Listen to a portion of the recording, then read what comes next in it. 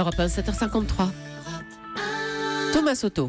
Le ton continue de monter entre Ban Ki-moon, le secrétaire général de l'ONU, et Benyamin Netanyahou. Le premier persistant et signant en parlant d'une occupation israélienne étouffante en Cisjordanie. Réponse du Premier ministre israélien, Ban Ki-moon fait la promotion du terrorisme. Bonjour Danny Cohn-Bendit. Bonjour Thomas. Alors vous avez tenu à parler de ce sujet ce matin, mais franchement, à part pousser un gros soupir, qu'est-ce qu'il y a encore à dire ? D'abord, il y a à redire et à décrire ce qui se passe. Donc ce qui se passe, c'est que ça va de plus en plus mal entre les Palestiniens et les Israéliens. Je sais que l'actualité, on vend des avions partout, etc., est tellement importante que regarder vers le Moyen-Orient, regarder vers quelque chose qui est lassant, donc les Israéliens construisent de nouveaux immeubles, de nouvelles habitations dans les territoires occupés. Arrête, Danny. Pardon, mais arrêtez, vous pouvez vous reposer. On va rediffuser la dernière rumeur que vous avez eue sur le sujet il y a quelques mois. Vous aviez déjà tout dit.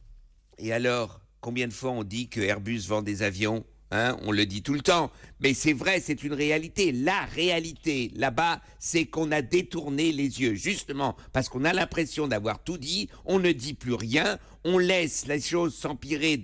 C'est-à-dire qu'aujourd'hui, vous avez deux peuples qui se regardent, non pas en chien de faïence, mais où il y a des morts pratiquement tous les jours. Tous les jours, il y a des morts. Tous les jours, il y a des Palestiniens qui tentent de tuer des Israéliens. Il y a des soldats israéliens qui tuent des Palestiniens. Il y a des enfants, des jeunes qui meurent. Et donc, si on ne regarde plus, on ne fait rien et on laisse les choses s'empirer, et ça aura des résonances. Pas seulement dans cet espace, mais partout dans la région. Bon, Danny, on ne fait pas rien, mais alors on fait quoi ?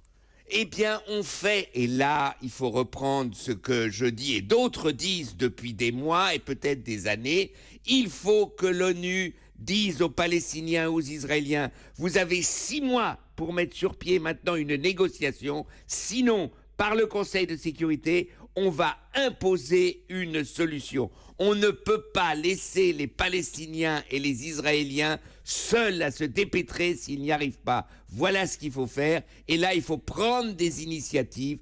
On l'a vu avec l'Iran. On l'a vu que la diplomatie peut, si elle le veut, en ce moment. C'est vrai que l'Iran, il y a 2 ans encore, il n'était pas question de parler ou de commercer avec l'Iran. Ça a changé du tout au tout. Il y a 2 ans, je vous aurais dit, on va vendre 120 Airbus à l'Iran. Mais il est complètement dingue, ce Danny. Donc, on peut faire quelque chose si on le veut. Voilà ce que je veux dire aujourd'hui. Mais malheureusement, on ne veut pas. Et alors, c'est terrible pour la région. Ça sera peut-être un des enjeux pour le prochain président américain, ça, ou la présidente ? Oui, mais alors si c'est Trump, on est mal barré.